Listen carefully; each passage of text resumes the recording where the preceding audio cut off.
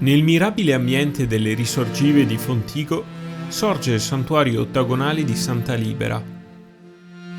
costruito su progetto di Giovanni Varlonga da Moriago sul sedime di una precedente cappella, che sostituiva a sua volta un'edicola medievale posta lungo l'argine della Piave e contenente un affresco con Madonna e Santa Libera inginocchiata in atteggiamento di preghiera, che veniva illuminata di notte per indicare agli zattieri bellunesi il pericolo dei massi affioranti. A fine Ottocento la devozione per questa santa, protettrice delle famiglie e dei bambini, era ancora molto sentita. In una lettera del 1889, infatti, Donato Zambon da Soligo, emigrato a Campinas in Brasile, ricorda ai compari di soddisfare un voto da lui fatto, recandosi presso il santuario per rivolgere un po' di preghiera alla santa,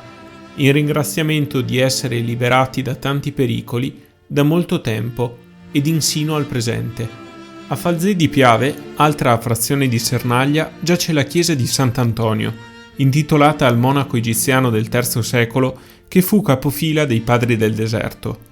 Nel 1649 il parroco Giovanni Giacomo Ceresi la modernò, facendo costruire a Lorenzo Corradino un elegante altare in legno e stucco dipinti per collocare il quattrocentesco affresco della Madonna con il bambino in trono tra due angeli adoranti, staccato e racchiuso entro una cornice in legno e stucco dipinti di gusto sansovinesco. L'opera appare piena di vita nel sorriso del bimbo e nell'occhio luminoso della madre, mentre negli angeli, posti in adorazione a mani incrociate al petto in perfetta specularità, si nota un'ingenua solennità non priva di coerenza. Esplicitamente legato alla devozione popolare è l'affresco della Madonna col bambino in trono tra i santi Rocco e Sebastiano, ove Rocco, il santo pestilenziale per eccellenza, e Sebastiano, patrono dei beccheri,